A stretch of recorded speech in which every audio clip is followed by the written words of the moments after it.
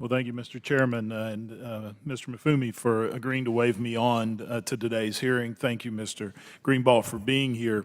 I serve as the chairman of the Committee on House Administration Subcommittee on Oversight, and as you may be aware, I'm leading an in-depth investigation to the security failures of the Capitol on January 6th, and I'm keenly interested in discussing opportunities for improved coordination between CIGIE and Congress. I think you mentioned that earlier. As you can imagine, this investigation has caused me to try to work with several inspector generals in different agencies. And as you know, that CIGIE was established as an independent entity to address integrity and effectiveness issues. Unfortunately, I've heard from numerous stakeholders who say that CIGIE is anything but that. I have also significant concerns with CIGIE's Integrity Committee's lack of transparency and accountability, but I'll submit those questions for the record instead of trying to deal with all those right now, but I would appreciate prompt answers on those.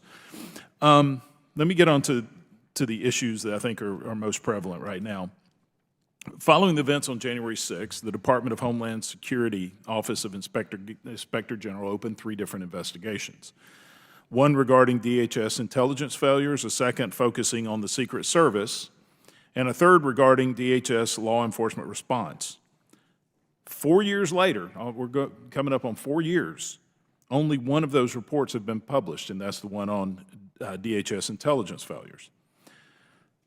On January 6, 2021, Vice President-elect Kamala Harris drove within feet of an explosive device that the Secret Service had missed in a security sweep twice, and this was over at the DCCC. So we're very interested in the report, the IG report on Secret Service, that there was some level of failure in Secret Service that day, which was important to our investigation. Now, thank goodness it didn't go off. The bomb didn't go off. But then we have this incident on July 13th this year of the attempted assassination of President Trump that reminds us that if we have issues or incompetence within an organization, it's imperative that we look into it and correct it, or it may happen again. So I'm not suggesting that there is a connection, but this goes all the way back January 6th, that there were some issues with the Secret Service. Now, my subcommittee became aware that the reason we have not gotten the report on Secret Service or the other report is that Secretary Mayorkas is himself delaying these reports that directly relate to our ongoing investigation.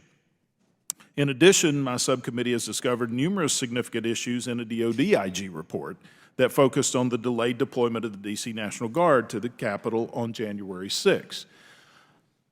One of the issues that we found out is that there were some inaccuracies in their report, and my subcommittee staff reached out to CIGIE with concerns about the IG report and the DoD IG report, and my staff simply asked CIGIE for a briefing on the historical context of an IG report being retracted or revised.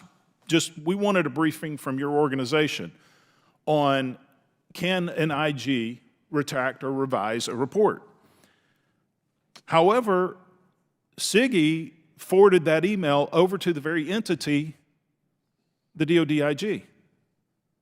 I found that to be inappropriate, and in fact, the DoD IG said that was inappropriate. We're asking CIGIE to help us with something, but CIGIE then forwards our request to the very entity that we're looking into. I have some issues with that. So question, how can CIGIE be an independent entity entrusted with addressing integrity issues in the offices of Inspector General if they're differential to the OIG that they are tasked with overseeing? Sir, I find that unfortunate that if there was miscommunication, I take responsibility for that. I don't remember the specific incident, but I take responsibility for it. CIGIE is under my leadership. We at CIGIE, the council, we don't want to step on the toes of the individual IGs and their relationship with Congress. So sometimes we get incoming from Congress about specific members, and we don't it would be inappropriate for us to weigh in. So sometimes we do defer to the individual IGs. In this case, if that was, we perhaps should have come to you first. Well, I think so, and instead of engaged, so- letting the IG know that we're looking into them. So since we're running late, let me move on to a couple other questions. I think it'll be easier for you to answer. If an IG releases a report and later is determined that there are significant factual errors, what should be done, and should that report be retracted or corrected? I've seen that in the past, sir, and we try to get it right. The answer, we try to get the right answer, and if we get it wrong, I think it would be wholly appropriate to take down whatever is wrong and replace it with something that is factually accurate. We don't want incorrect information. And let me just lay out a hypothetical. If somebody testified and gave you wrong information that turned out later that they were not giving you the right information. So, according to the Inspector General Act, are Inspector Generals entitled to any and all information from the agency they oversee? Yes, sir. Okay, thank you. Is there a law that prohibits an Inspector General from sharing a completed report with Congress if that report has already been shared with the agency for technical input? Is there a law that prohibits an IG from sharing If it's a report with Congress once it's already been shared for technical input with the agency? So the process, just in general terms, so we split up audits, inspections, and evaluations on the one hand, and investigations on the other hand. So let's put investigations to the side. But audits, inspection, and evaluation, typically speaking, the process is that it goes to the agency for their comment and draft. Right. They respond, then we incorporate those comments and deal with those comments in some way. And then when it goes to final, we give it to the agency, but we also give it to Congress and put it online. Right. So I would say at the final stage, then certainly that should be, that's a matter of standard practice. But in the draft stage, no, I don't think that's standard because we want to get the comments back from the department. So if the comments have come back, and I mean, we're talking about reports that have been going on for 4 years. No, I understand. Yeah, so I think you've answered that appropriately. Is it appropriate for an agency secretary to threaten to withhold information from an IG if they provide a report to Congress without the secretary's approval? Oh, I don't think that's appropriate. Would you say that it's illegal? I